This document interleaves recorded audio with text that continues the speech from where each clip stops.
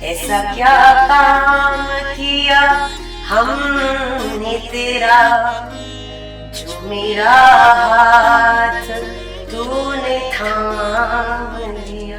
भैया जन्माष्टमी भी आ रही है अगले कुछ हफ्ते जी। में और आपके बड़ा उत्सव है, लेकिन हम सामान्य जो लोग हैं जी। तो अपने घर पर इतना सामान्य क्या कार्य कर ले उस दिन कि भगवान हमसे रीझ जाए?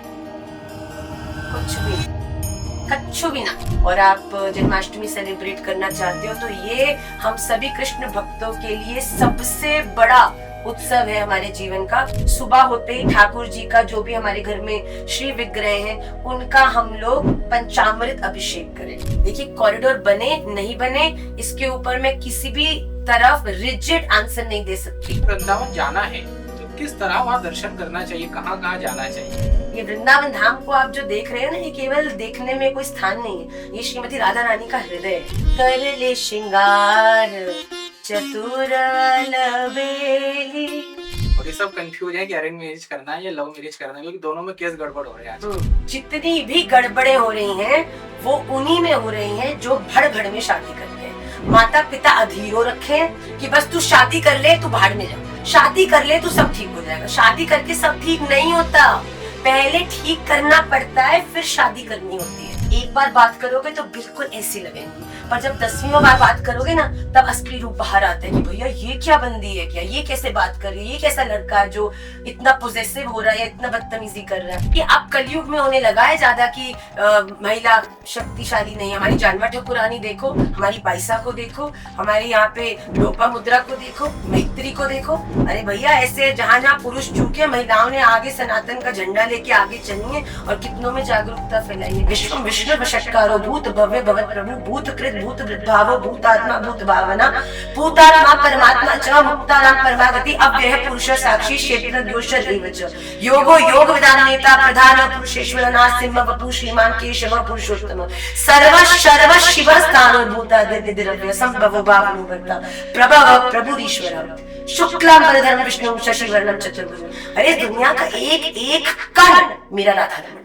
वृंदावन की जब भी चर्चा होती है तो वहाँ के मंदिरों की चर्चा होती है, गिरिराज जी की चर्चा होती है, वहाँ के संतों की चर्चा होती है, लेकिन इन सभी चर्चाओं के मध्य एक चर्चा है मैया की। मैया जिन्होंने हजारों लोगों को भगवान से जोड़ने का कार्य किया है और उनके जीवन में अनेकों परिवर्तन भी देखने को मिल ही रहे हैं। और हमारा सौभाग्य है कि मैया आज हमसे संवाद करने के लिए यहाँ उपस्थित है। मैया, बहुत बहुत स्वागत है। जय गौ श्री राधा रमण जय। मैं हम लोगों का तो भगवान श्री कृष्ण से संबंध यह है कि हम उज्जैन में भगवान श्री कृष्ण ने शिक्षा प्राप्त की सभी आश्रम, इसलिए हम उससे सौभाग्यशाली भी मानते हैं। और आप भी एक पूरा गुरुकुल चला रही है, निमाई पाठशाला। अभी परम पूज्य श्री राजेंद्र जी महाराज ने कहा कि आप तो कुल गुरु ही हैं। ये उनका बड़प्पन, उनका प्रेम है। पर साची बोलूं तो मैं तो केवल राधा रमन लाल की प्रेरणा से मैं बार बार यही कहती हूँ कि अगर विचार करने पे आऊं तो खुद ही यकीन नहीं होता। पर मुझे ऐसा लगता है कि जैसा प्रेम, न जाने क्यों, ये किसी प्रकार का प्रयास नहीं है, ये किसी प्रकार का एफर्ट नहीं है मेरी तरफ से। शायद मेरे पूर्व जन्म में कुछ ऐसा मेरा ठाकुर जी की मुझ पे कृपा हुई होगी कि जब मैं इस दुनिया में बच्चों को वंचित देखती हूँ भगवत कृपा से या शास्त्रों से, या वो गलत रास्ते पर चलते हैं, तो मेरे हृदय को बड़ी पीड़ा होती है। शायद जैसे मेरे खुद के जने बच्चे अगर कुछ गलत करें, जैसा रेस्टलेसनेस और जैसा दुख मुझे उनको देखकर होगा अगर कभी वो ऐसा कुछ करें, तो जब मैं किसी और बच्चे को भी देखती हूँ तो न जाने क्यों मुझे उससे ही गंभीर पीड़ा का अनुभव होता है। और जब कोई बालक अपने जीवन में सही रास्ते पर चलने लगता है, शास्त्रों को पढ़ता है, जैसा आनंद, तो मुझे ऐसा लगता है कि शायद पूर्व जन्मों में ये पूरी सृष्टि के बालक जो है कभी ना कभी किसी ना किसी जन्म में मुझसे भी जने होंगे। तो मुझे ऐसा उनके प्रति वात्सल्य आता है और उसी वात्सल्य के कारण मैंने ये पाठशाला प्रारंभ करी कि मैं जैसे अपने जने 3 बच्चों को इस दुनिया की बेस्ट नॉलेज देना चाहती हूँ, तो ये 3 ही मेरे नहीं हैं, राधा रमन लाल के बनाए सब मेरे ही हैं। तो उस उद्देश्य से हमने ये निशुल्क रूप से निमाई पाठशाला प्रारंभ की। मुझे जितनी जानकारी है ऑनलाइन ही होती है जी। और ये हम लोग देखते हैं कि रील्स देखना या मोबाइल पे टाइम स्पेंड करना वो वेस्ट ही कर रहे हैं टाइम। तो कैसे लोगों को मोबाइल के माध्यम से, ऑनलाइन माध्यम से भी आप जोड़ पा रहे हैं, वो लोग रुक पा रहे हैं बच्चे? देखो बेटा, इस समय आप अगर आधुनिक दुनिया में अभी भी पौराणिक तरीकों को अपनाओगे तो आप आज के बच्चों को सही दिशा नहीं दिखा पाओगे। जी आपको अगर किसी व्यक्ति को सही रास्ते पर चलाना है तो आपको उसके जैसा बनना पड़ेगा, आपको उसकी तरह उसको दिखाकर फिर उसको अपने जैसा बनाना पड़ेगा। जी तो आजकल अगर आप ये सोचो कि लोगों को हम मोबाइल से हटा दें तो ये तो संभव नहीं है, और बल्कि वर्चुअल मीडिया एक बहुत अद्भुत प्लेटफॉर्म है, बहुत ही विस्तृत नॉलेज को बड़े सहजता से ग्रहण करने की। वो व्यक्ति जो अमेरिका में बैठा है, कनाडा में बैठा है, साउथ इंडिया में बैठा है, वो वृंदावन के रस को, उसके वहाँ के शास्त्रों को पढ़ने में कैसे सफल होगा? अंततोगत्वा अगर वो बहुत ज्यादा निष्ठावान है तो फिर भी प्रयास करेगा। पर कोई एक सामान्य स्कूल गोइंग बच्चा जिसके पास सुबह स्कूल से लेकर आकर ट्यूशन और फिर को जी करिकुलर एक्टिविटी, उसके लिए तो बड़ा मुश्किल है कि वो कभी शास्त्रों को पढ़े, कहाँ जाए, क्या करे। तो इसीलिए हमने निमाई पाठशाला ऑनलाइन शुरू करी। इसका कोई भी फिजिकल, कोई भी हेड ऑफिस या स्कूल नहीं है अभी तक, जी जिसमें हम लोग हफ्ते में 3 दिन, संडे मंडे ट्यूसडे क्लास लेते हैं, जिसमें मंडे को विशेषता अंग्रेजी में क्लास ली जाती है। क्या बात क्योंकि हमारे ठाकुर जी ने कहा है कि कलयुग केवल नाम आधारा। तो ये नाम तो शरीर और कंट्री देख के तो विभाजित नहीं है। जी तो हम लोग अंग्रेजी में भी उस रस को फॉरेनर्स को भी देने का प्रयास करते हैं।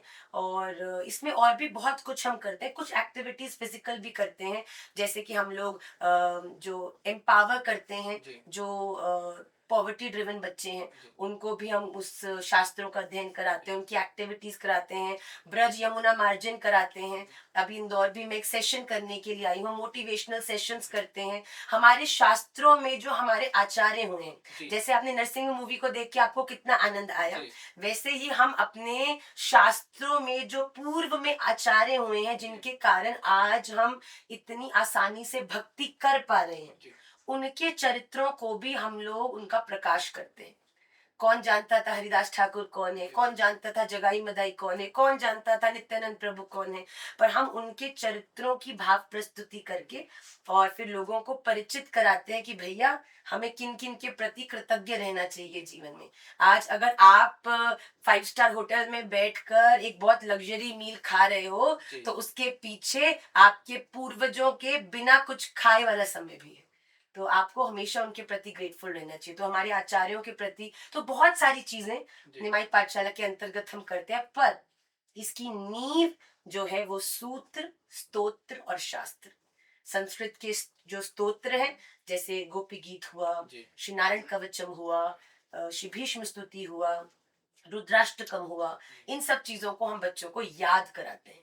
और शास्त्रों में हम भगवत गीता, श्रीमद् भागवत महापुराण, वाल्मीकि रामायण, ये बच्चों को श्लोक बाय श्लोक पढ़ाते हैं, जी समझाते हैं, पढ़ना सिखाते हैं, और फिर बच्चे रोज पढ़ते हैं। क्या बात है। मियाँ आपके वीडियोज मैंने देखे और आप बताते हैं कि भगवान को भोग कैसे बनाया जाता है, अन्य जी विधियां बताती हैं पूजन की। वृंदावन ही चले जाएं तो बांके बिहारी मंदिर के पूजन का अपना एक तरीका है, राधा रमन जी का अपना एक तरीका है, वो सभी मंदिरों में ऐसा होता है। जी तो कहीं ऐसा तो नहीं है कि हमारे यहाँ हिंदुओं में पूजा विधियों में ही रह गई है, मतलब उसी में उलझ कर रह गई है? क्या वो केवल भगवान का स्मरण कर लेने से भी वही फल नहीं मिलेगा क्या? जिसकी योग्यता ना हो, क्षमता ना हो, वो केवल स्मरण कर ले। भगवान केवल प्रेम से मिले। आप इसके ज्यादा, इससे कम कुछ करो से भगवान को कोई मतलब नहीं। हम ये पूजा विधि भजन ये सब भगवान के लिए नहीं करते हैं। भगवान तो भैया, क्या शबरी ने शास्त्र पढ़े थे क्या? अन्य आप अगर शास्त्रों को आप पढ़ना शुरू करें तो भगवान के कितने भक्त हुए हैं जिनको तो पढ़ना भी नहीं आता था। जी तो भगवान तो केवल पूर्ण समर्पण और प्रेम से मिलते हैं। पर ये भगवान के प्रति बिल्कुल दृढ़ प्रेम को अपने जीवन में उतारने के लिए पूजा भक्ति भजन किया जाता है। तो ये भक्ति भजन हम अपने लिए करते हैं। जब व्यक्ति को एक अच्छे रस को पीना है तो जी पहले जो उसका ग्लास है उसको साफ करना पड़ता है। तो ये जो भक्ति है ना, ये हमारे चित्त रूपी ग्लास का मार्जन है। श्रीमद श्री शिक्षाष्टकम में महाप्रभु जी ने 8 श्लोक दिए हैं, जी जिसमें एक भक्त के जीवन में भक्ति का स्वरूप कैसा होना चाहिए उसके बारे में बताया। उसका एक श्लोक है, चेतो दर्पण मार्जनम भव महादावा अग्निर निर्वापनम श्रेय कैरव चंद्रिका वितरणम विद्या वधु जीवनम आनंदाम बुद्धिवर्धनम प्रतिपदम पूर्णामृता स्वादनम सर्वात्म स्नपनम परम विजयते श्री कृष्ण संकीर्तनम। कि भगवान ने कहा कि अगर तुम्हें भगवान के नाम का संकीर्तन का आनंद लेना है तो इससे पहले आपको अपने चित्त रूपी जो ये शीशा है ना, इसको साफ करना पड़ेगा। जब तक शीशा साफ नहीं होगा शक्ल अच्छे से दिखेगी नहीं। अगर शीशा साफ होगा तो आप हर एक चीज को बड़े ध्यान से देखने में सफल हो। तो भक्ति भजन पूजा सबसे पहले आपके जीवन में आपके गुरु के अनुकूल होती है। ये बिल्कुल सत्य बात है। हमारा सनातन धर्म इतना विस्तार का है कि आप अगर पढ़ने में आओगे तो इतना इतना कुछ ग्रहण करने को है कि आप कंफ्यूज हो सकते। पर जब आपके जीवन में एक लक्ष्य होता है और उस लक्ष्य के प्रति आपका पूरा प्रेम होता है, तब आप ढूंढते हो उस लक्ष्य तक पहुंचने का रास्ता। और वो जो रास्ता है ना, वो गुरु है। अब आप मुझे इंदौर आना है, मैं आई हूँ वृंदावन से, तो वृंदावन से इंदौर आने का सबसे छोटा और सबसे बिना किसी प्रॉब्लम का जो रास्ता है वो मुझे मैप बताएगा जी। और कोई व्यक्ति अगर चंडीगढ़ से वृंदावन आ रहा है तो उसका रास्ता अलग होगा। कोई व्यक्ति दिल्ली से वृंदावन आ रहा है, उसका रास्ता अलग होगा। कोई जम्मू से आ रहा है, उसका रास्ता अलग होगा। पर कोई व्यक्ति अगर चंडीगढ़ में रह रहा है और वृंदावन आना चाहता है और जम्मू और फिर पटियाला और फिर साउथ इंडिया होते होते आएगा तो भैया कंफ्यूज ही जाएगा। पर भैया अगर तुम्हें सीधा रास्ता पता होगा तो बिल्कुल कम समय में सीधा पहुंच जाओगे। तो हमारे जीवन में भी जब आपको ये पता है कि आप वृंदावन राधा रमन के लिए जा रहे हो और राधा रमन के अनुकूल ही आपकी भक्ति होगी, और उस अनुकूल भक्ति का जो भाव है वो आपके दीक्षा गुरु जब आपको बताते हैं तब आप कहीं कंफ्यूज नहीं होते। भगवान के प्रति आनंदाम बुद्धिवर्धनम। तो आप जैसे जैसे भगवान के बारे में जानते जाते हो वैसे वैसे आपका जो आनंद है वो बुद्धिवर्धनम बहुत जल्दी जल्दी बढ़ता जाता है और जीवन के सारे संशय दूर हो जाते हैं। लेकिन भैया गुरु के लिए भी कंफ्यूजन हो रहा है अब समय के साथ। गुरु किसे बनाए, अब वो लोग उसमें ही पात्रता ढूंढ रहे हैं। मतलब शिष्य की पात्रता होती है लेकिन गुरु की पात्रता ढूंढ रहे हैं कि किसे बनाए। विश्वनाथ चक्रवर्ती पाद द्वारा एक गुरु अष्टकम लिखा गया है जिसमें 8 श्लोक हैं दोबारा, जिसमें संसार दावा नर लीढ़ लोका त्राणाय कारुण्य घना घनत्वम प्राप्तस्य कल्याण गुणार्णवस्य वंदे गुरु श्री चरणारविंद महाप्रभो कीर्तन नृत्य गीत वादित्र माद्यन मनसोरसेन रोमांच कंपा श्रुतरंग भाजो वंदे गुरु श्री चरणारविंद श्री विग्रहारा घन नित्य नाना श्रृंगार तन मंदिर मार्जनादो युक्तस्य भक्तांश नियुंजतोपि वंदे गुरु श्री चरण। अरे भैया किसी से प्रेम करते हो, प्राप्त करना चाहते हो तो भैया पता तो करो। गुरु धारण करना चाहते हो तो पता तो करो कि गुरु कौन होता है, गुरु के लक्षण क्या होते हैं। वो व्यक्ति जो आपके जीवन में अंधकार के समय प्रकाश की तरह आके आपको समाधान दे, वो व्यक्ति जो हमेशा भगवान की अर्चन वंदन प्रचार में लगा रहे और स्वयं नहीं लगा रहे, अपने संग संग सबको भगवान के चरणों में लगाए, वो व्यक्ति जो भगवान के कीर्तन कथा इन सब का प्रचार करे और करते करते आपको उसमें ही कहीं भगवान दिखने लग जाए। कि जैसे आपने संत को देखा तो उनको देखते ही आपको वो नहीं उनके भगवान याद आएंगे। जैसे महाराज जी को कोई लोग देखते हैं तो कहते हो राधा रमन जी आ गए, कहते हैं ना। तो जैसे जो व्यक्ति जो आपको इस दुनिया के कष्टों को आपके जीवन में कम कर दे और भगवान के प्रति आपकी रुचि को और बढ़ा दे। तो हमारे शास्त्रों में मुख्य रूप से जो 4 परंपराएं हैं उनमें से कोई एक परंपरा के अंतर्गत आप विचार करके श्रवणम, देखिए श्रवणम कीर्तनम विष्णु स्मरणम पाद सेवनम अर्चनम वंदनम दास्यम सख्यम आत्मनिवेदनम। तो आप शुरू तो करो, कथा सुनना शुरू करो, अपने आप भगवान रास्ता खोलेंगे। आप रोड पे चलना तो शुरू करो तभी तो डेस्टिनेशन तक पहुंचोगे। चलो गलत मुड़ भी गए पर यू टर्न तो है ही है। आप सुनना शुरू करो, आप वृंदावन आना शुरू करो, आप भगवान से प्रार्थना, भगवान से प्रार्थना से बड़ा बल इस दुनिया में किसी चीज में नहीं है। कोई माला, कोई शास्त्र किसी में नहीं। आप राधा रमन से भगवान, आप मैं आपसे प्रेम करता हूँ, मैं आपको प्राप्त करने के रास्ते पर चलना चाहता हूँ, आप मुझे मार्गदर्शन करो कि मैं कैसे आऊं। अब बताओ, जब प्रहलाद जी को बड़े बड़े खाइयों में फेंका, हाथियों से कुचलाया, तो क्या भगवान सामने आए थे उस समय तक? भगवान तो अपनी ऊर्जा से ही कुछ ना कुछ व्यवस्था कर रहे थे, जिससे कि गलत का प्रभाव नहीं हो और प्रहलाद जी सुरक्षित रहे।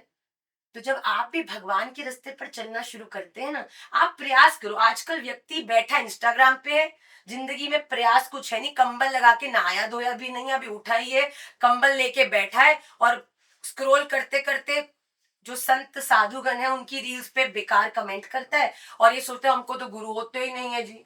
भाई आपने गुरु, शादी भी करनी होती है इस दुनिया में तो लड़की देखने तो जाना ही पड़ता है, लड़की के बारे में पता करना ही पड़ता है। चलो आप संसारिक उदाहरण से समझते हो तो इससे ही समझ लो।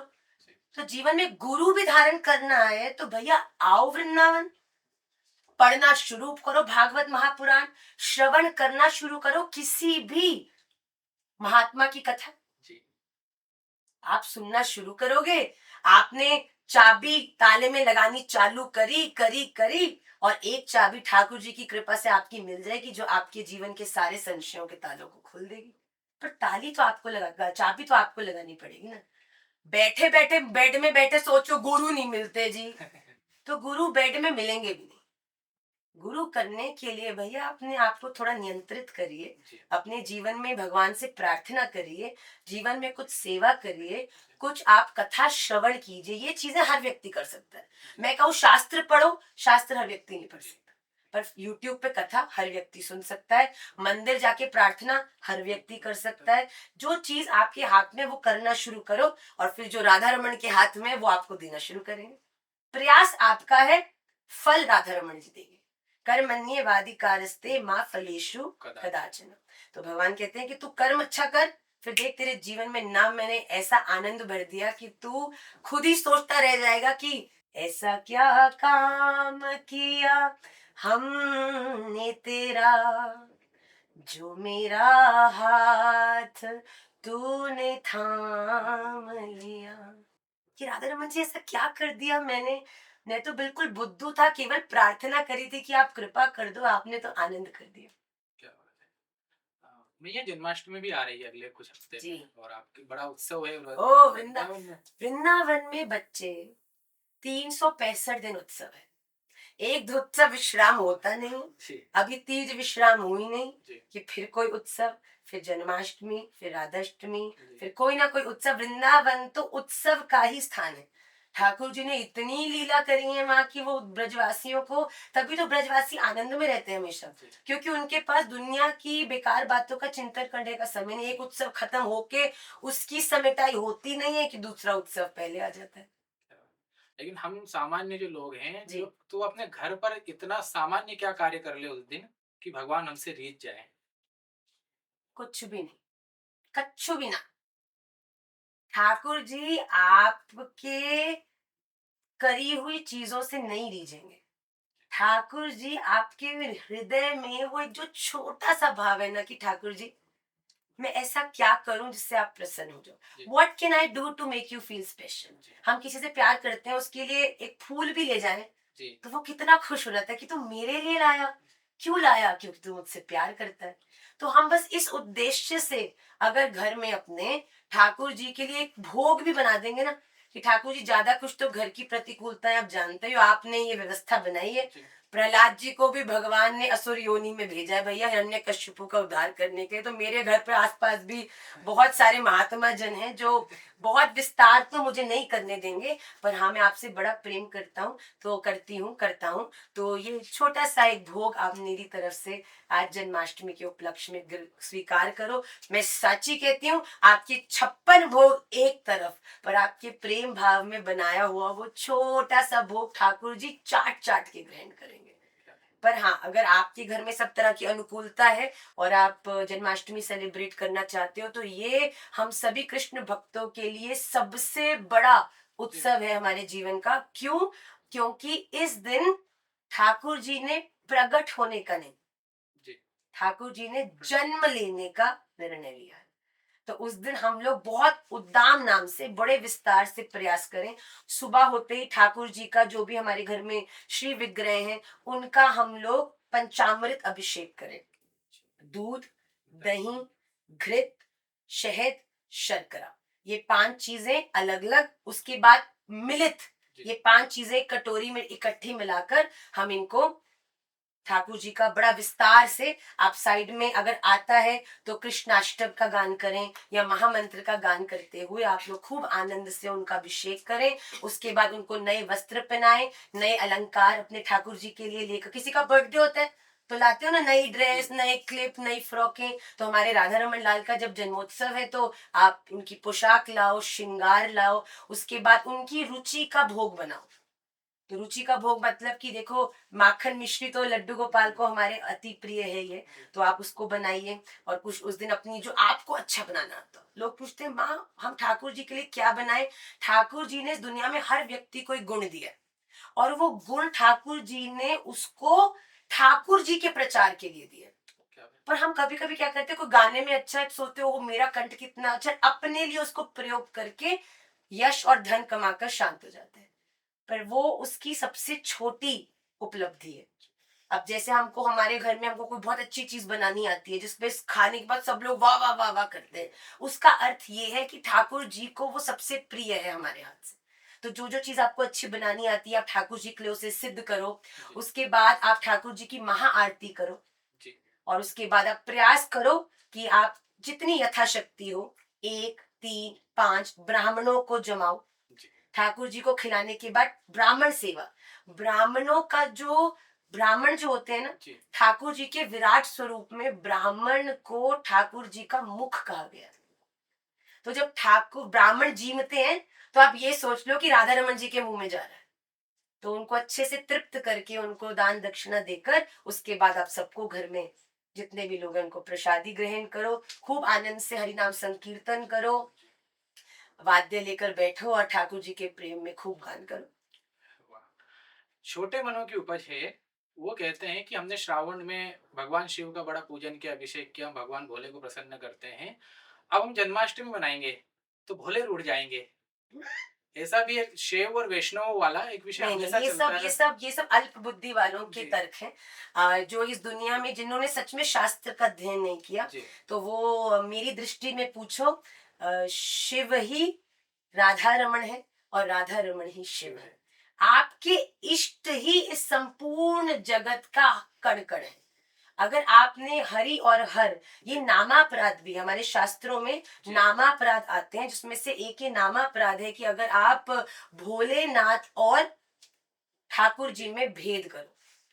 अगर आपको जीवन में कृष्ण भक्ति है ना, इसका अर्थ है कि कभी ना कभी किसी ना किसी रूप में भोलेनाथ आपके पास आए थे और आपने कुछ अच्छा कर दिया जिस पर रीझ कर उन्होंने आपको कृष्ण चरणों की भक्ति दी है। हमारे वृंदावन में बेटा जब आप श्रीधाम प्रवेश करते हो ना, तो ठाकुर जी के दर्शन करने से पहले भी हमारी परंपरा में ऐसी आज्ञा है कि पहले गोपेश्वर महादेव के दर्शन करो। क्यों? ठाकुर जी तो केवल गोपी से मिलते हैं और गोपी बनने या बनाने की कृपा केवल महादेव प्रदान कर सकते। हमारे वृंदावन में जब ठाकुर जी ने रास किया तो अन्नपूर्णा मैया ने अपने हाथों से भोलेनाथ का श्रृंगार करके उन्हें रास में भेजा। तो भैया अगर ठाकुर जी के लिए अपने हृदय में गोपी भाव या उस अनंत कोटि प्रेम को लाना चाहते हो तो आपको भोलेनाथ के चरणों में ये प्रार्थना तो करनी पड़ेगी कि राधा रमन लाल की दृष्टि मुझ पर पड़ जाए। और मैं सच्ची बोलूं, एक बात बताओ, कोई एक बड़े ऑफिसर से काम कराना हो और उसके मैनेजर से दोस्ती हो जाए तो मैनेजर को कहोगे तो काम जल्दी होगा कि नहीं होगा? पर ये बात करो कि दोस्ती तुमने मैनेजर को ही उसके बॉस का दुश्मन मान लिया और अब उस बॉस के लिए उसके मैनेजर को ही गलत मलत बोला तो कभी काम कराएगा नहीं। तो अपने जीवन में यही बात सोचो कि अगर आप ठाकुर जी के चरणों तक पहुंचना चाहते हो तो शंभू को प्रसन्न कर दो, शंभू गोदी में उठा के राधा रमन के पास ले जाए। तो ये बात बिल्कुल, ये सच में छोटे मनों की ही ये उपज है। इसमें 1% भी सत्यता नहीं। हम खुद ही कल महाकाल दर्शन करने जा रहे हैं। हमको पता है जब हम महाकाल का दर्शन करके राधा रमन जी के दर्शन को जाते हैं तो हमें कुछ एक्स्ट्रा दंतावली राधा रमन जी की दर्शन करने को मिलती है कि आहा, कोई मेरे शंभू की सुगंध लेकर मंदिर में आया है। तो ये बात बिल्कुल आप भूल जाइए कि हरि और हर में कोई भेद, दोनों एक है। और जो भी विलग समझता है उसके जीवन में कभी भी विस्तार नहीं होता भक्ति का। भैया आपके यहाँ जो सेवामृत महोत्सव हुआ है जी। वो तो पूरे देश में चर्चा का विषय रहा, हम लोग लगातार देखते रहे हैं हम्म। और बहुत बड़ा फुटप्रिंट रहा, लाखों लोग वहां पर आए। और दूसरी ओर वो मैनेजमेंट बहुत अच्छा था। जी। मुझे बताया गया निमाई पाठशाला के जो विद्यार्थी उन्होंने ही वो सब किया है। वहाँ जी। पे सभी वीआईपी थे और कोई वीआईपी नहीं था, हाँ। ऐसी व्यवस्था की गई है। लेकिन बांके बिहारी मंदिर में ऐसा नहीं हो पा रहा है, नित्य जो दर्शन होते हैं वहां पर इस प्रकार की व्यवस्था नहीं हो पा रही है। आप बताना चाहे तो बताइए इस विषय पर। एक कॉरिडोर की चर्चा वहां पर चल रही है, तो उस पर क्या मत है आपका? वो होना चाहिए नहीं होना चाहिए? देखिए मैं आपको सच्ची बोलूं, व्यवस्था की अगर आप दर्शन करने को जा रहे हैं और इतनी भीड़ है, तो भीड़ का अगर मैनेजमेंट नहीं होगा और कुछ जानों को हानि होगी तो निश्चित रूप से संतुलन बनाना बड़ा आवश्यक है। पर मुझे नहीं लगता कि इस दुनिया में कुछ भी असंभव है। अगर जैसे कि जब हमारे सेवामृत महोत्सव में प्रतिदिन लाख से ऊपर व्यक्ति आके दर्शन कर रहा था, तब हमारी निमाई पाठशाला की टीम एक परिवार हो गई। जी। टुगेदर टीम एक दूसरे पर ट्रस्ट किया, एक दूसरे को एक इनकरेज किया, एक दूसरे के लिए अप्रोचेबल थे। TEAM, टी मतलब टुगेदर, ई मतलब इनकरेज। एनकरेजमेंट, ए मतलब अवेलेबल। ऐसा कोई था किसी को तबीयत खराब हो रही है तो हमारी पाठशाला के हर व्यक्ति पूरे मंदिर में घूम रहे थे। किसी को उल्टी हुई, हम लोगों ने वहां पे एक छोटा सा एक डॉक्टर जैसा, डॉक्टर का जो स्थान होता है केमिस्ट जैसा भी बनाया था, वहां डॉक्टर्स भी बैठे थे। हर तरह से एम फॉर मैनेजमेंट, इकट्ठे मिलके सब, कोई भी ऊपर नहीं था कोई नीचे नहीं था, सब यही बात समझ के मैनेजमेंट कर रहे थे कि हर व्यक्ति जो आ रहा है वो राधा रमण ही। हम जानते हैं दिन रात हम लोगों ने मिलके, सब टीम ने, बच्चों ने कैसे उस पूरी भीड़ को चैनलाइज किया, और असंभव नहीं था। हमने कुछ बैरियर्स बनाए, भीड़ को वहां रोक कर वहां पर कुछ एसी कुछ कूलर्स की व्यवस्था करी, कीर्तनों की व्यवस्था करी, जिसे व्यक्ति अगर खड़ा भी है तो वो मतलब बोर नहीं हो रहा। तो ऐसे करके अगर हम मैनेजमेंट करें तो एक दिन में एक समय पर लाख व्यक्ति अगर दर्शन कर सकता है, तो बाकी मंदिरों में भी निश्चित रूप से अगर हम लोग कुछ मैनेजमेंट बिठाएं जी। तो बिल्कुल ये चीज पूरी तरीके से बैलेंस हो सकती है। देखिए कॉरिडोर बने नहीं बने इसके ऊपर मैं किसी भी तरफ रिजिड आंसर नहीं दे सकती। क्यों? क्योंकि क्राउड मैनेजमेंट असंभव नहीं है। और अगर क्राउड मैनेज हो जाता है, वृंदावन के जो बिहारी जी के भी और सब जगह के जो सारे गोस्वामी गण हैं और जो ब्रजवासी हैं, अगर उस क्राउड को अच्छी तरह मैनेज कर सकते हैं तो कोई आवश्यकता नहीं है। पर हाँ, अगर मैनेजमेंट नहीं हो पा रहा है, इतनी भीड़ आ रही है, लोग कुचले जा रहे हैं, तो निश्चित रूप से फिर कोई ना कोई इसका समाधान तो निकालना ही पड़ेगा। तो मैं किसी भी, अगर मैनेज हो जाए कोई जरूरत नहीं। आपने जो क्राउड का कहा है, तो वो क्राउड और श्रद्धालु, इसका भी भेद हो गया है कि लोग रील बनाने आ रहे हैं। कथाओं से, कथाओं का प्रचलन खूब बड़ा है, वृंदावन का प्रचलन बड़ा है और लोग केवल रील बनाने के लिए वहां पर जा रहे हैं। तो वास्तविकता में वृंदावन जाना है तो किस तरह वहां दर्शन करना चाहिए, कहाँ कहाँ जाना चाहिए, न्यूनतम क्या होना चाहिए देखिए वृंदावन? वृंदावन जाने से पहले वृंदावन जाने की तैयारी करनी चाहिए। आप कहीं भी टूरिस्ट जगह पे भी जाते हो तो भैया उसके अनुकूल वहाँ कौन सा वेदर है, क्या खाना पीना होगा। कहीं ऐसी जगह जा रहे हो जहाँ पे आपको आपके अनुकूल खाना नहीं मिलता तो कितना कितना खाना भी पैक करके ले जाते हो। सर्दी है तो स्वेटर ले जाते हो, गर्मी है तो कम कपड़े ले जाते हो। तो जब वृंदावन आओ ना, तो वृंदावन आने से पहले भी जी। थोड़ी वृंदावन आने की तैयारी करनी चाहिए। थोड़ा सा आप जिनमें आपकी निष्ठा है, जिनको आप श्रवण करते हैं, थोड़ी कथा श्रवण कर कर थोड़ा इस मूड से कि राधा रमन जी आपने कृपा करी है जो मुझे बुलाया। वृंदावन प्रवेश असंभव, कोई बिना श्रीमती राधा रानी का हृदय है, राधा कराव चित पल्लव वल्लरी के। ये वृंदावन धाम को आप जो देख रहे हैं ना, ये केवल देखने में कोई स्थान नहीं है, ये श्रीमती राधा रानी का हृदय है। तो इस वृंदावन में आने से पहले कुछ आप श्रवण करें, कुछ अनुकूल यहाँ की जो वातावरण है उसके अनुकूल कुछ अपने कपड़े लेकर आए। उसके बाद वृंदावन प्रवेश करते ही आप माला करते हैं नहीं करते, पर कुछ चीजों का विचार करें।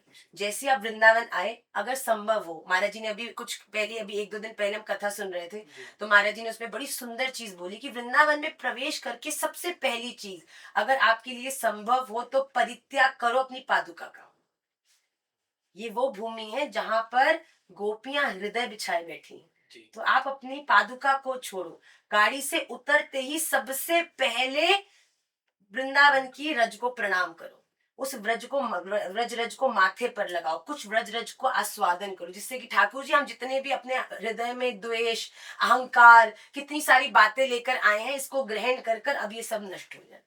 उसके बाद वृंदावन जाओ तो ये प्रण लेकर जाओ। हम किसी टूरिस्टिक प्लेस पर जाते हो, ओ यहाँ पे कौन सी जगह देखने वाली है, चेकलिस्ट बनाते हैं, ये देखना ये देखना ये देखना। तो वृंदावन जब जाओ तो एक चेकलिस्ट में एक चीज सदा रखो कि मैं वृंदावन जा रहा हूं तो कम से कम 16 माला करके आऊंगा। हाथ में माला जी लो।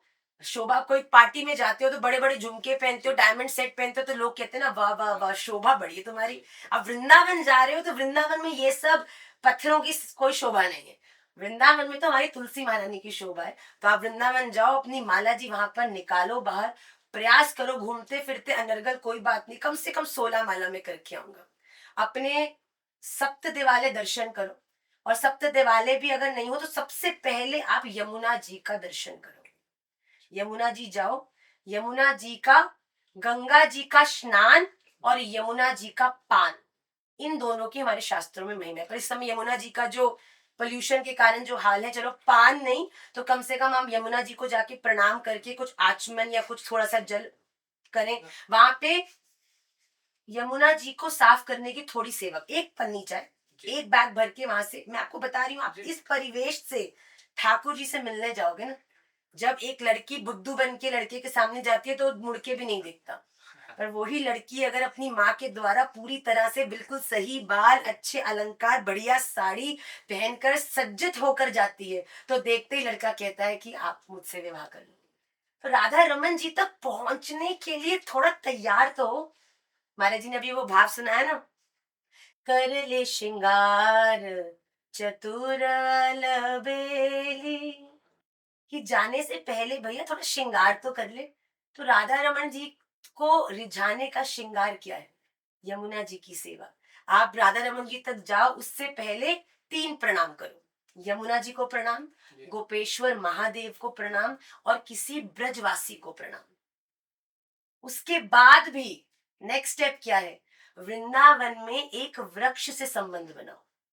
ये जो वृंदावन के वृक्ष को मर्म न जाने कोई, डाक डाक और पात पात पे राधे राधे हुए। तो वो ये जो वृक्ष आपको सुबह के समय पेड़ दिखते हैं ना, ठाकुर जी की नित्य लीला में रात्रि ठाकुर जी शयन हो जाते हैं, तब हम सब लोग जब शयन में चले जाते हैं, यही पेड़ गोपी गोप बन के ठाकुर जी की सेवा में जाते हैं। तो जितने रहस्य वृंदावन के पेड़ों को और लता पताओं को पता है ना, किसी को ना पता। और कोई तुम्हारा मित्र हो जाए तो सीक्रेट तो सब बता ही देते हैं। तो अगर वृंदावन के किसी एक पेड़ चुन लो, आप जब भी जाओ ना, बोलो मैं चलो साल में चाहे एक बार आऊंगा, पर मैं जब भी आऊंगा तो इस पेड़ के पास आके इसमें जल देके इसकी 4 परिक्रमा अवश्य दूंगा। तो फिर वो पेड़ कृपा करके आपको बताएगा राधा रमन जी को रिझाने के तरीके। फिर पेड़ को प्रणाम करके उसमें जल देकर वहां बैठकर एक माला करके फिर आप जाओ अपने इष्ट के दर्शन के, और फिर दर्शन आप देखना, अभी तक आप सब लोग दर्शन करके आए होंगे, पर जिस स्वरूप से अभी हमने बताया कि पहले पादुका का त्याग करो, उसके बाद ब्रजरज माथे पर लगाओ, उसके बाद माला जी करते हुए, उसके बाद यमुना जी का पान, थोड़ा सा प्रणाम, वहां सेवा, उसके बाद ब्रजवासी की सेवा, गोपेश्वर महादेव को जल, उसके बाद वृक्ष को प्रणाम, और फिर राधा रमन जी जाओ। तो आपको कुछ राधा रमन जी के जो नैन है ना, वो नुकीले ही दिखेंगे, क्योंकि आप प्रवेश करोगे उधर से तो ठाकुर जी पूरे हमारे ठाकुर जी तो ऐसे चंचना है भैया कि वो डंके की चोट पर बतावे कि मेरा भक्त आ गया। कभी कभी हम ही हैरान है जाए कि अभी तो आप इधर देख रहे थे, अभी यहाँ क्यों? कि भैया आया इधर से था, पर चलता चलता वहां खड़ा हो गया। तो ठाकुर जी भी हमारे टेढ़े हो जाते हैं। तो यही साचो ठाकुर है हमारा राधा। भैया आपने जो सप्त दिवाली कहा है वो क्या है? सप्त दिवाले ये 7 विशेष प्रमुख मंदिर है श्रीधाम वृंदावन के, जहां पर स्वयंभू ठाकुर प्रकट हुए हैं।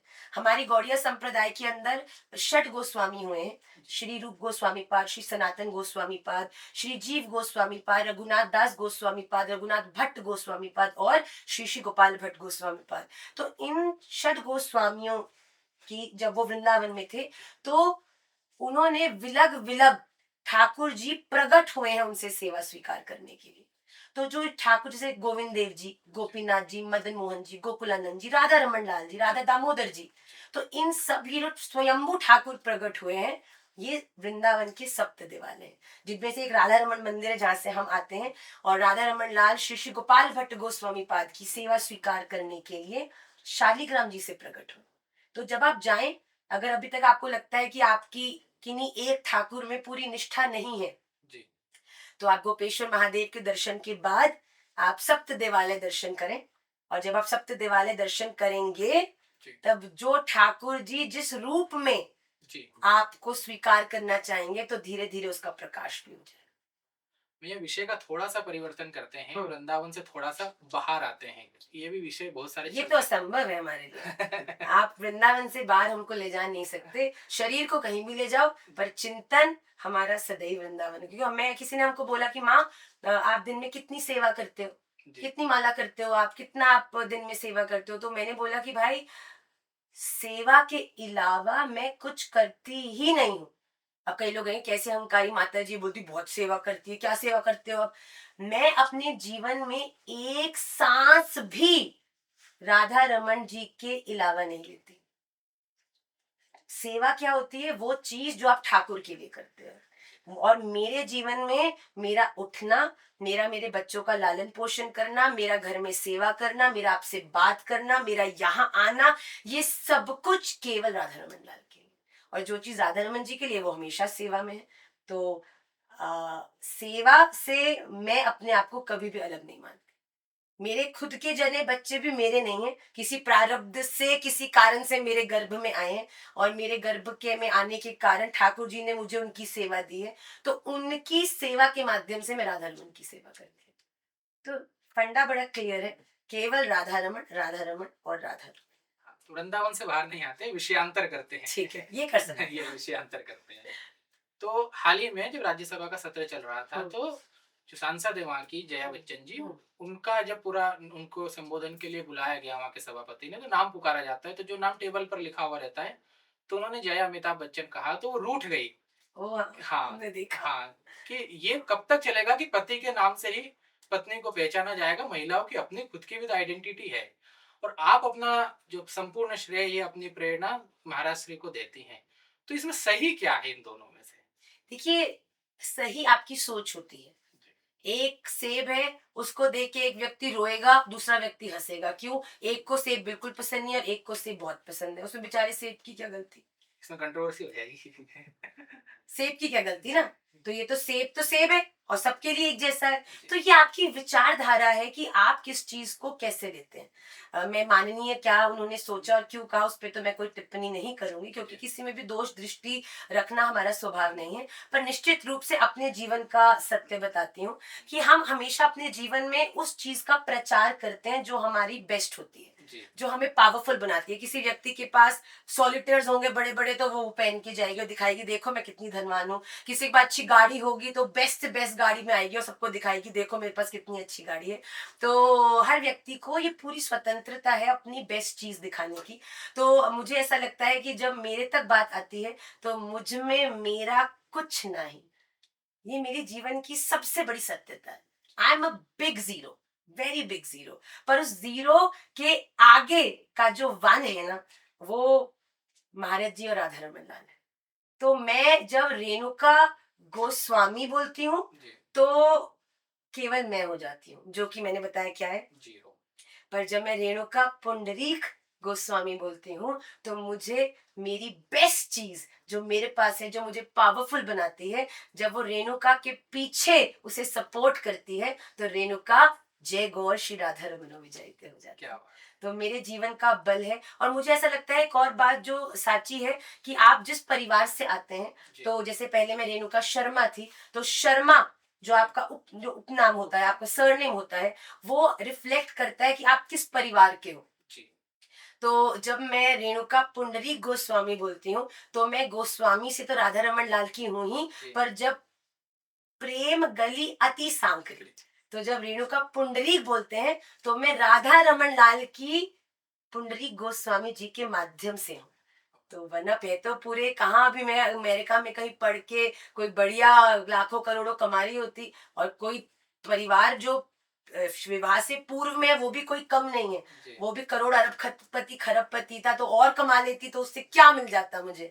पर जो आज आपके साथ में बैठी हूँ और इस जीवन ने इतनी कृपा प्रेम का अनुभव कर पा रही हूँ, वो रेणुका शर्मा की कृपा से नहीं, रेणुका गोस्वामी भी हल्का है, पर जब मैं रेणुका पुंडरीक गोस्वामी बोलती हूँ, तो मेरा चिंतन क्या चलता है कि रेणुका, रेणुका के पीछे पुंडरीक, जी और पुंडरीक के पीछे मेरे राधा रमन लाल गोस्वामी।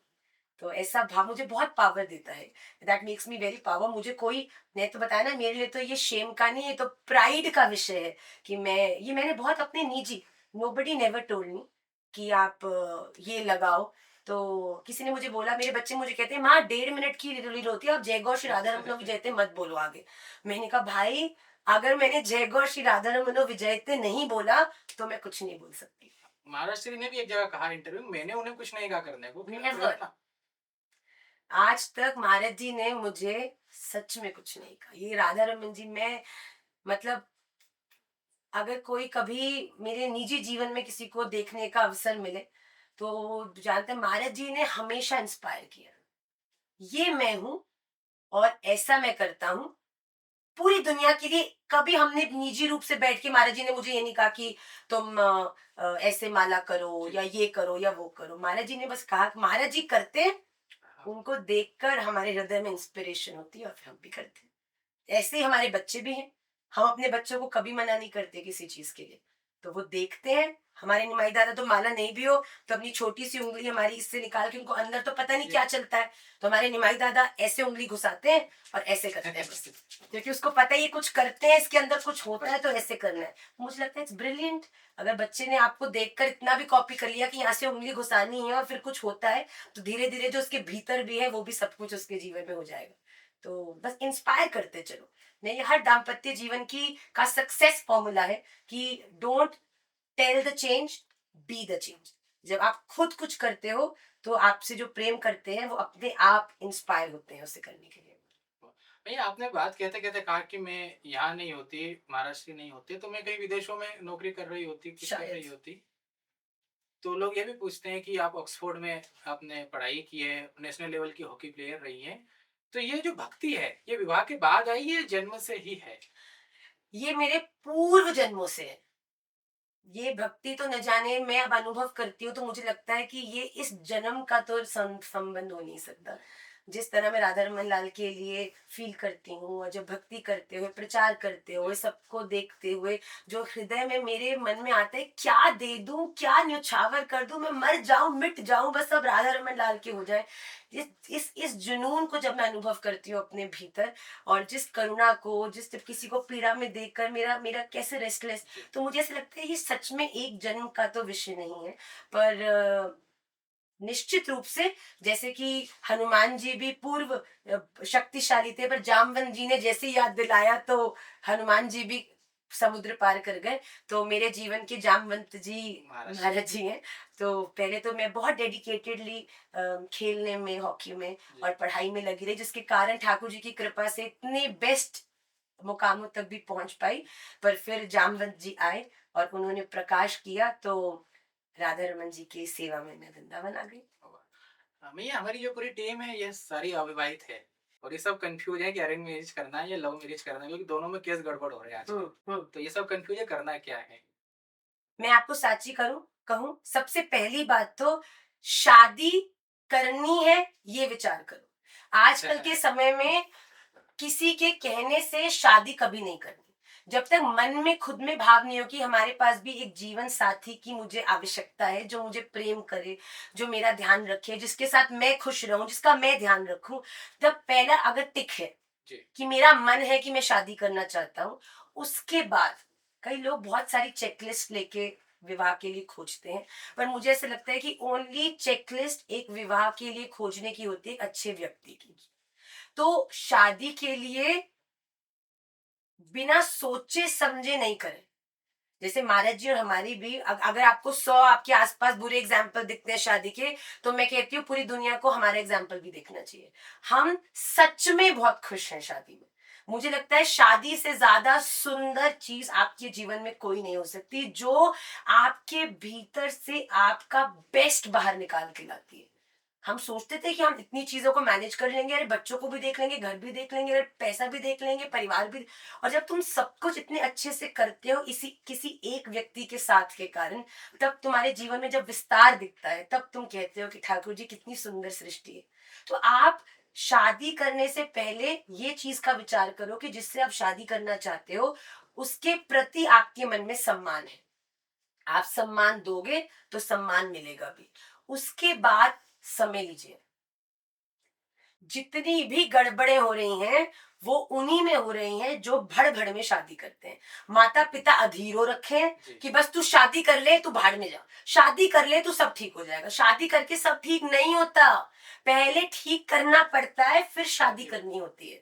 तो आपको अगर कोई पसंद भी आ जाता है, बहुत सुंदर बहुत अच्छा सब कुछ भी हो, फिर भी कम से कम 8 से 10 महीने का समय लीजिए। व्यक्ति 1 महीना ढोंग करता है अच्छे बनने का, 2 ढोंग करना इस दुनिया का सबसे मुश्किल काम है। मैं तो ऐसी ही हूँ, मैं तो ऐसी बात करती हूँ। एक बार बात करोगे तो बिल्कुल ऐसी लगेंगी, पर जब 10वीं बार बात करोगे ना, तब असली रूप बाहर आता है कि भैया ये क्या बंदी है, क्या ये कैसे बात कर रही है, ये कैसा लड़का है जो इतना पोजेसिव हो रहा है या इतना बदतमीजी कर रहा है। अधीरता मत दिखाइए। 8 से 10 महीने का कोर्टशिप पीरियड लीजिए। पेरेंट्स से मेरा निवेदन है, शादी के लिए घई मत मचाइए, बच्चों को बात करने दीजिए, समझने दीजिए। उसके बाद अगर 10 महीने तक कोई व्यक्ति फेक नहीं कर सकता, 8-10 महीने टाइम लेकर अच्छे से जानकर, अलग अलग सिचुएशंस भी आ जाती हैं इतने में, तो उनको पार करके फिर अगर आपको लगता है कि आप लोगों में अंडरस्टैंडिंग है, फिर विवाह की ओर आगे बढ़े। इसमें लव अरेंज का कोई, आप लव करो, अरेंज मैरिज करो, और मैरिज होने से पहले लव हो जाए तो मैरिज कर लो। अरेंजली मिल लो, फिर लव करो, मतलब एक दूसरे को जानो, और शादी करने से पहले तुम्हें लव होना चाहिए, तब शादी करो। तो ये हो गया लव कम अरेंज मैरिज। मैं एक बड़ा विषय ये भी है कि युवाओं में डिप्रेशन, मतलब वो उनके लिए ये लक्ष्य माता पिता ने फिक्स कर दिया कि आपको यही बनना है, तो इस कारण डिप्रेशन और लगातार सुसाइड केस भी आ रहे हैं। तो इनसे बचा कैसे जाए? पेरेंट्स, माता पिताओं को अपने बच्चों के छोटे छोटे सिरों पर इतने बड़े बड़े भार नहीं डालने चाहिए।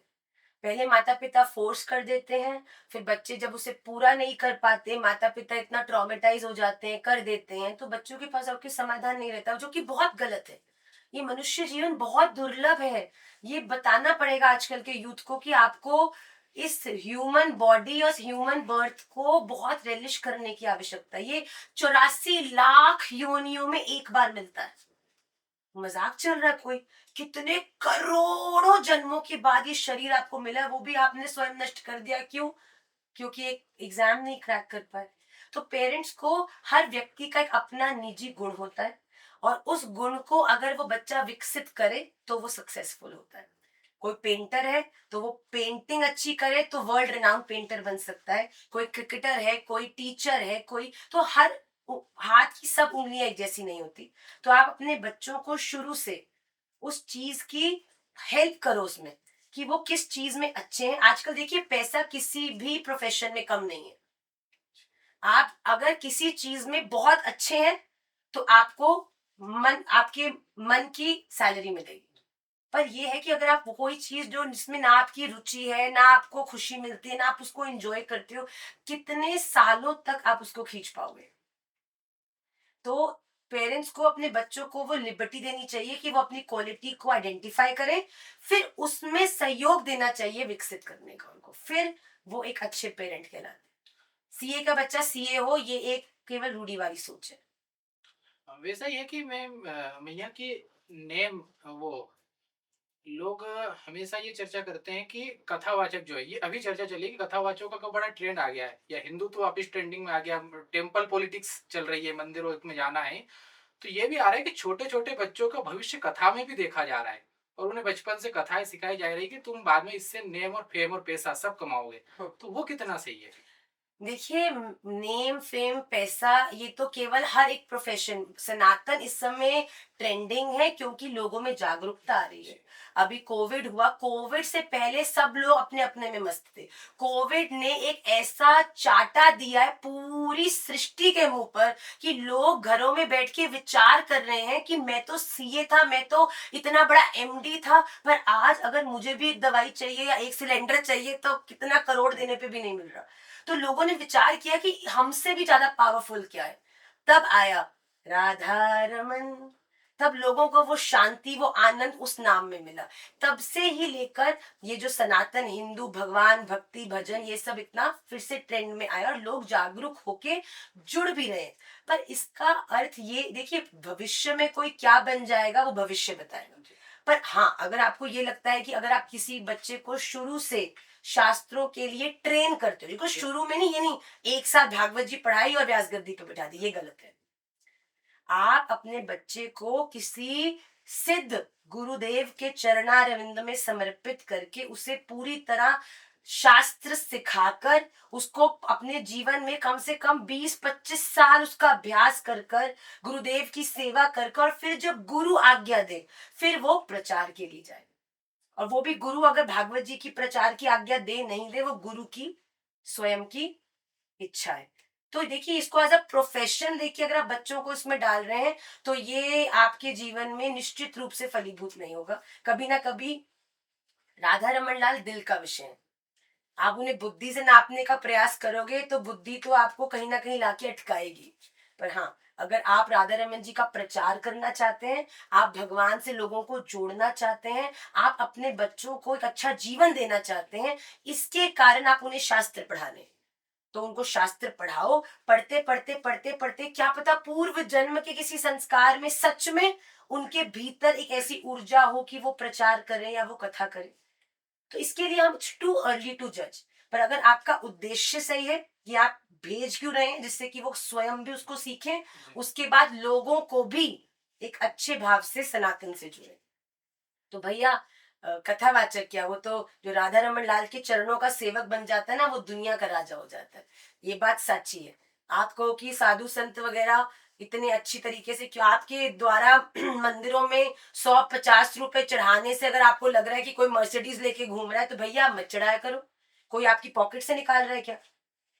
लोग सोच खुद के पास अगर अभाव है और कोई व्यक्ति, देखिए एक व्यक्ति सक्सेसफुल हो उसके पीछे केवल किसी के द्वारा दिया हुआ दान नहीं होता। एक क्रिकेटर फील्ड पर खड़ा होकर छक्का मारता है, उसमें केवल बैट्समैन की कला नहीं होती, उसमें बॉलर के भी बॉल डालने का एक तरीका था जिस कारण से छक्का मार पाया। उस समय हवा का भी कुछ ऐसा प्रवाह था कि वो बॉल को उस दिशा में उस स्पीड को उसने कंट्रोल कर दिया जिससे छक्का बच पाया। उस समय बैट्समैन ने भी पहली बॉल थी, खाया अच्छा हुआ था, एक्टिव था, तो छक्का मार दिया। इतने सारे रीजंस होते हैं छक्का मारने के पीछे। तो भैया आपको लगता है कि कोई अगर व्यक्ति इतनी ऊंचाई पर बैठकर प्रचार कर रहा है और उसके जीवन में सफलता है, तो भैया वो सफलता केवल आपके 2 साल पहले जाकर दिए हुए 50 रुपए के दान से तो नहीं है। राधा रमन लाल की कृपा भी है, उसका प्रयास भी है और उसके कुछ प्रारब्ध भी है। आज मैं कोई श्लोक पढ़ती हूँ तो मुझे बहुत जल्दी कंठस्थ हो जाता है, तो मैं महाराज जी को कहती हूँ कैसे, तो महाराज जी कहते हैं क्योंकि ये इस जन्म का नहीं, तुम बहुत जन्मों से संस्कृत का उच्चारण करते हो, तो मुझे ऐसा लगता है कि मुझे बहुत जल्दी ये याद हो जाता है। तो वही बात है कि आपके कुछ पूर्व के भी संस्कार होते हैं, प्रारब्ध होते हैं जिस कारण से आप इन सब चीजों को प्राप्त करते हैं। तो ये लोग जो दोष दृष्टि करते हैं भैया देखो, उनके बारे में तो मैं कुछ ठाकुर जी से प्रार्थना के अलावा कुछ नहीं करती कि ठाकुर जी इन पे भी कृपा करो कि ये भी दोषों को ना देख के लोगों के हृदय में छुपे उस आनंद का दर्शन कर पाए। पर हाँ, कोई भी अगर किसी स्थान पर है, ठाकुर जी की सेवा में है और आपको भगवान से जोड़ने का प्रयास कर रहा है, मैं साची कहती हूँ, ममोत्तम श्लोक जनेषु सख्यम संसार चक्रे भ्रमत स्वकर्म भी त्वन मायात्मात्म मजधार गे श्वासक्त चित्तस्य ननाथ भूयात्। यहाँ पर कहा जा रहा है कि अगर भगवान, मैं जानता हूं मेरे कर्म तो इतने अच्छे नहीं है कि आप मुझे स्वीकार करोगे, पर निश्चित रूप से मैं अपना संबंध आपके किसी प्रियजन से बना लूं, जिससे कि आप जिससे बहुत प्रेम करते हो, अगर उसका मुझसे प्रेम हो गया तो आप मेरा भी उद्धार कर दो। तो गुरुजनों के चरणों में दोष दृष्टि नहीं, ये राधा रमन लाल के करीब आपको ले जाने, अपना पूर्ण समर्पण करना चाहिए, पर विचार करके। वो व्यक्ति जो आपको अपने में उलझा रहा है वो कभी गुरु नहीं हो सकता। वो व्यक्ति जिसको देखकर राधा रमन लाल की याद आ रही है, वो एक साची गुरु है। हमें आपके भी समय की बाध्यता है, लेकिन एक प्रश्न और मैं पूछता हूँ। पूज्य प्रेमानंद जी सर्वत्र आजकल उनकी प्रसिद्धि है ही, जी सब लोग, कई लोगों का उन्होंने जीवन परिवर्तित किया, लेकिन उनका एक विषय विवाद में चल रहा है, और इस तरह के विषय अनेकों लोगों के विवाद में चल रहे हैं कि महिलाओं को आपकी देखने की दृष्टि गलत है, पुरुषों की ऐसी चली रहा है। तो वास्तविकता में वुमन एम्पावरमेंट, ये भारत की दृष्टि से क्या है? महिला सशक्तिकरण हम किसे कहेंगे? हमने न जाने कि अब कलयुग में होने लगा है ज्यादा कि महिला शक्तिशाली नहीं है। हमारी जानवा ठाकुरानी देखो, हमारी बाईसा को देखो, हमारे यहाँ पे लोपा मुद्रा को देखो, मैत्री को देखो। अरे भैया, ऐसे जहां जहां पुरुष चूके, महिलाओं ने आगे सनातन का झंडा लेके आगे चली है और कितनों में जागरूकता फैलाई है। देखिए, जिसकी दृष्टि गलत है उसको पुरुष में भी गलत दिखेगा, संसार में भी गलत दिखेगा, स्त्री में भी गलत दिखेगा और भगवान में भी गलत दिखेगा। पर वो व्यक्ति जिसकी दृष्टि सुंदर है, देखो जिसने हरे रंग का चश्मा पहना ना, उसको लाल रंग का सेब भी हरा दिखेगा, जिसको आपको पिंक कलर का कुर्ता भी हरा दिखेगा, उसको सामने वाले की शर्ट भी हरी दिखेगी, उसको सब हरा दिखेगा। जिसने राधा रमन के प्रेम का चश्मा पहने ना, उसको इस दुनिया में कुछ गलत नहीं दिखता, तो उसको सबने राधा रमन दिखेगा। और जो कि सत्य है, भगवान कौन है? विश्वम विष्णु वषटकारो भूत भव्य भवत प्रभु भूत कृत भूत वृद्भावो भूतात्मा भूत भावना भूतात्मा परमात्मा च मुक्तानाम परमागति अव्यय पुरुष साक्षी क्षेत्र द्योषर एव च योगो योग विदान नेता प्रधान पुरुषेश्वर नाथ सिंह वपु श्रीमान केशव पुरुषोत्तम सर्व सर्व शिव स्थानोद्भूता निधिरव्य संभवो भावनो भर्ता प्रभव प्रभुरीश्वर शुक्लांबरधरम विष्णु शशिवर्णम चतुर्भुज। अरे इस दुनिया का एक एक कण मेरा राधा रमन डाल। जिस दिन ये दृष्टि आपको मिल गई, कर पाओगे किसी के प्रति दोष? तो दोष दुनिया में नहीं है, स्त्रियों या पुरुषों में नहीं है, दोष आपकी दृष्टि में है। तो दृष्टि को इम्प्रूव करो, सृष्टि अपने आप सुंदर हो जाएगी। क्या बात है! इस नोट के साथ इस पॉडकास्ट का एंड भी कर सकते हैं। भैया बहुत बहुत धन्यवाद, आपने आपका भी बहुत बहुत धन्यवाद। आप इतनी दूर से आए और बहुत अच्छा मुझे लगा। कोई आता है वृंदावन की चर्चा करता है तो लोग पॉडकास्ट या बात करने के बाद थक जाते हैं। मुझे ऐसा लगता है कि मुझ में और ऊर्जा आ जाती है। अब लगता है कि अब सीधा सेशन में ले जाओ, फुली चार्ज अप है। पर बहुत बहुत धन्यवाद, आपसे बात करके बहुत अच्छा लगा। श्री राधे।